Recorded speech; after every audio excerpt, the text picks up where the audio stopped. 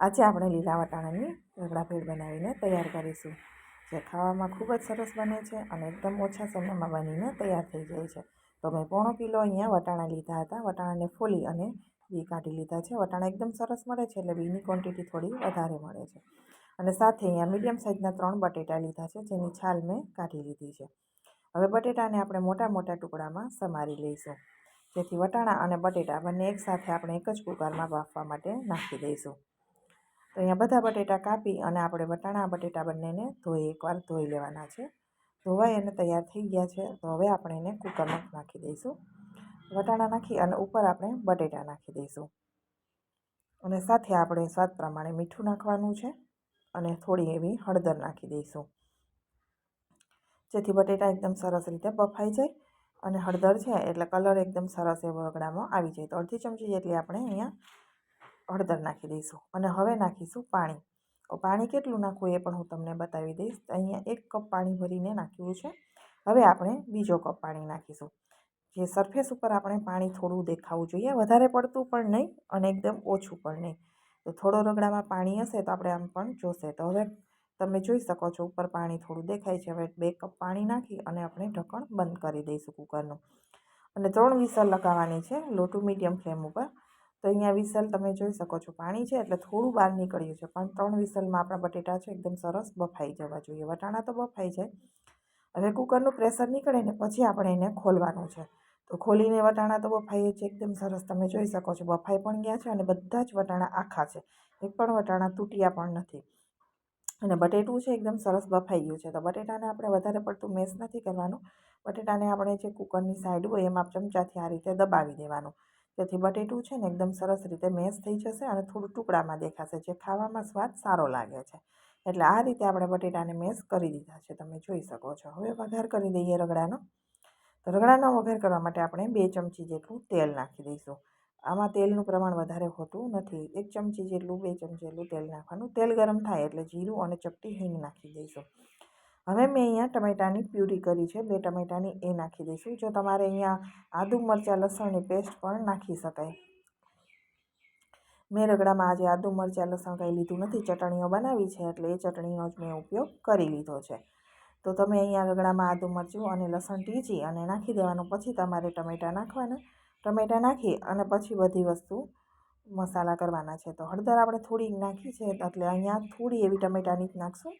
સાથે તીખું મરચું અને થોડું કાશ્મીરી મરચું નાખશું, જેથી રગડો છે ને એકદમ ફીકો કલર ન લાગે, થોડો સારો કલર લાગે. અને થોડું એવું ટમેટા પ્રમાણમાં મીઠું નાખી દઈશું.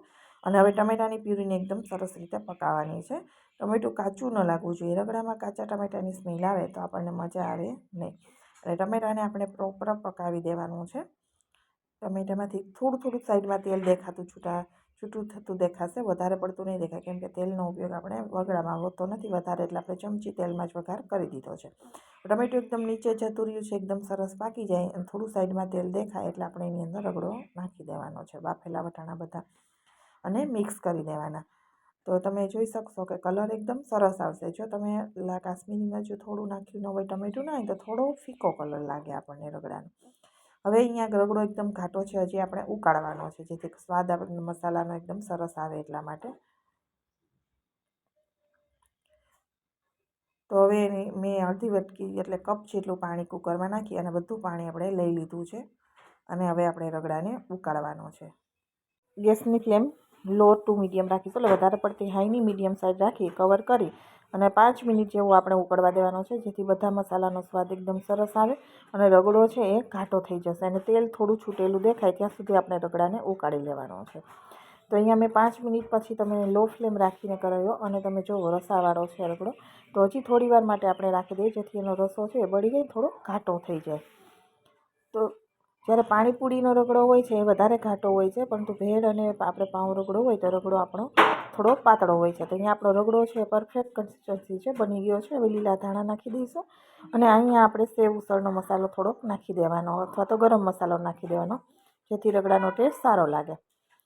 હવે અહીંયા રગડા માટે લીલી ચટણી બનાવી લઈશું. તો આદુ, લીલા મરચાં, તીખાશ જોઈએ એ પ્રમાણે મરચાંનો ઉપયોગ કરવાનો, સાથે લીલા ધાણા, થોડા ફુદીનાના પત્તા ફ્રેશ અને બેસનની બૂંદી છે, બેસનના ગાંઠિયા, બ્રેડનો ટુકડો હોય તો પણ ચાલે, સાથે આપણે ચાટ મસાલો અને સ્વાદ પ્રમાણે મીઠું નાખી દઈશું.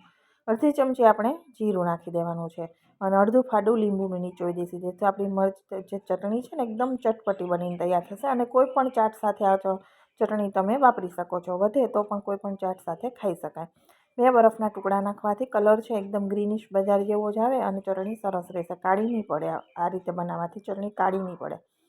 હવે આપણે ભેળ બનાવીને તૈયારી કરી લઈએ. તો અહીંયા સેવ મમરા રેગ્યુલર આપણે ઘરમાં વઘારતા હોય એ જ સેવ મમરા મેં 2 કપ લઈ લીધા છે. હવે સાથે આપણે એની અંદર ટમેટું નાખીશું, કાપેલું ઝીણું ઝીણું કાપેલું ટમેટું અહીંયા નાખું છું. અને જે બટેટા આપણે બાફવામાં કુકરમાં નાખ્યા હતા એમાંથી જ મેં બટેટું લઈ લીધું હતું, એ બટેટાના ટુકડામાં નાખી દઈશું. હવે આ જગ્યાએ તમને ડુંગળી પસંદ હોય તો તમારે ડુંગળી લેવાની છે ઝીણી કાપેલી. સાથે આપણે ખાટું મીઠું ચવાણું નાખી દીધું છે અને આ ફુદીનાની ચટણી નાખું છું.